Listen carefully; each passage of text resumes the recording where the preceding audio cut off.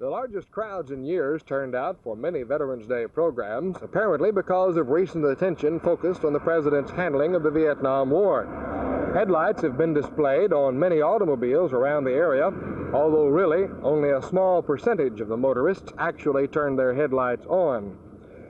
All in all, it looks like the so-called silent majority has remained quiet, even though polls and various votes show that there is a large moderate majority who hope President Nixon is successful in his efforts.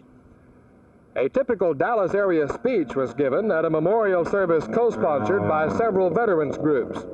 Judge Claude Williams talked about honoring those who have been killed in previous wars, and then called for full support of the president in the Vietnam conflict. Let him know that we applaud and stand behind his promise to do all within his power to bring an honorable and just peace to all the world. Let your voice be heard. Your one voice may be weak and feeble, but combined with your friends, your neighbors, your fellow citizens who believe as you do, your voice and their voices will reach a crescendo that will be heard throughout the length and breadth of this land.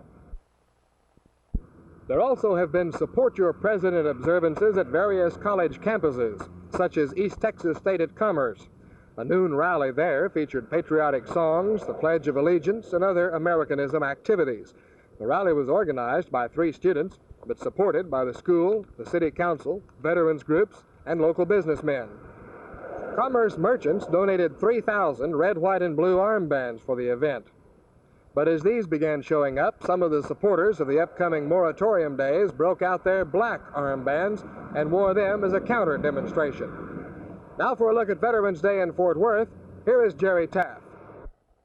It seems particularly appropriate, Rosser, on this day of veneration of men who have defended this land, that a ceremony should be held in respect to those men who were not Americans, and yet did battle in the interests of free men here and everywhere. This is the Canadian Memorial Monument in Greenwood Cemetery in Fort Worth. Here today, the men of the World War I Flying Club and men of the United States Air Force paid tribute to British and Canadian pilots who died here. The Reverend William Burton, now a pastor in Fort Worth, was a chaplain and flyer in the war to end all wars. As we come to this meaningful service, we are reminded of these whom we honor and who gave their lives that we might have ours. And in this memorial fashion, we remember their sacrifices and remind ourselves of the sacred debt we owe to them. It is certainly not my function or desire to recite the atrocities of war, nor to enter into a wholesale condemnation of those who precipitate nations into armed conflicts, which is the most stupid business in all the category of human activities.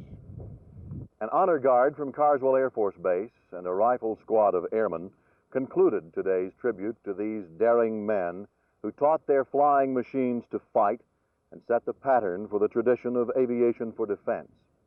In the eyes and on the faces of these warriors of yesteryear, one could see respect for their fallen comrades and pride in having had the faith to do what had to be done. In Sawdust Caesar, there was a line which said, "War alone brings up to its highest tension all human energies and places the stamp of nobility upon the peoples who have the courage to face it." For Rosser McDonald, this is Jerry Taff, Channel 8 News, reporting.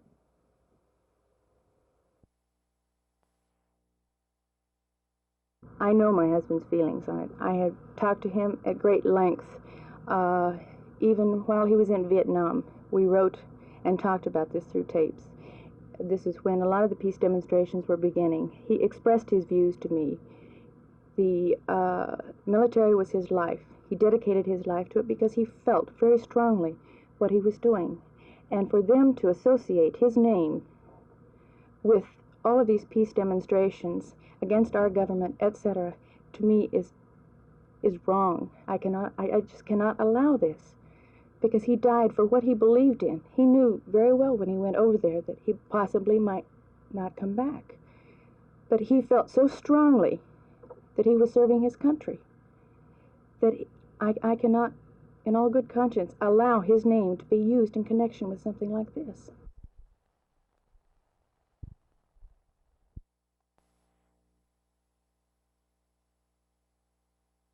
Well, yesterday there was both private and personal and public property on the university destroyed. We feel that it is time that the administration must take positive actions. Last night we met in a caucus, and this morning again at 7 o'clock we decided upon the form that we wanted to present to the administration, and in hopes that they will take hasty action towards stopping this problem. Certainly we don't plan to allow our campus to be overrun by violence. On the other hand, we certainly do know that due process needs to be afforded all people. This is part of our democratic system, and we do propose to have complete, thorough investigation made before pressing charges. And until, of course, the theme and flag actually is a disruptive influence, no matter how we really wish to look at it. And until through the democratic process, this flag and theme is changed, I anticipate that there will be continued divisions and actually disruptions of minor sorts. As soon as this problem is solved, there'll be other problems as long as we have black or white militants on this campus.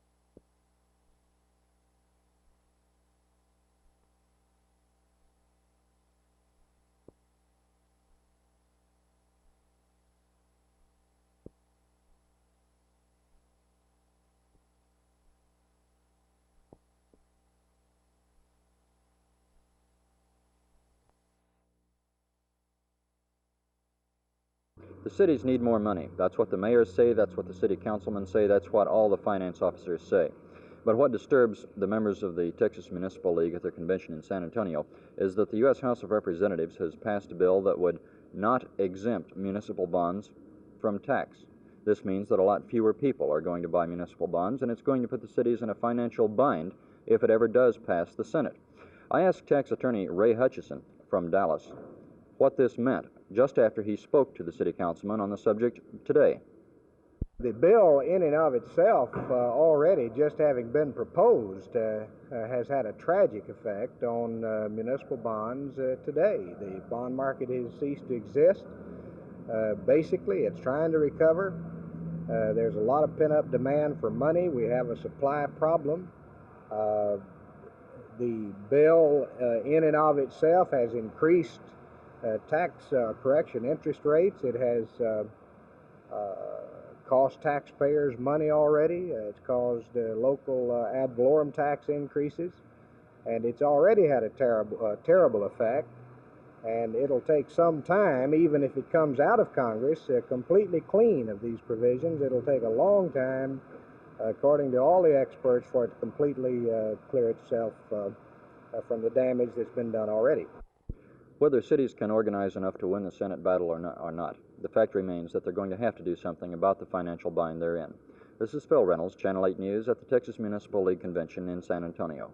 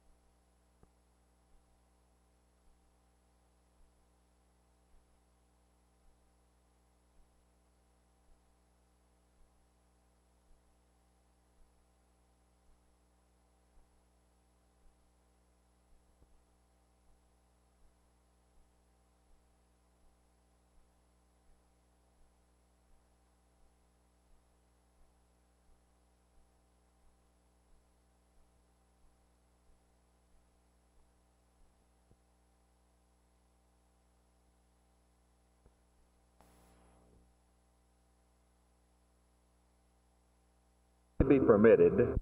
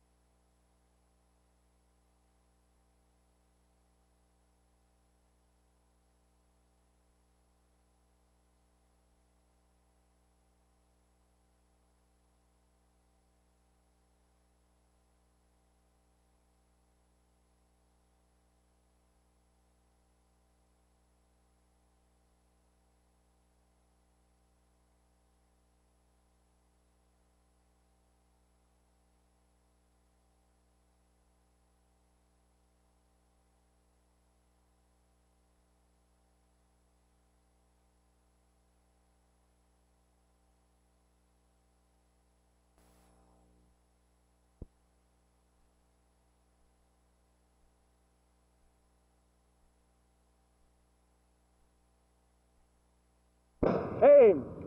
Fire! Aim! Fire!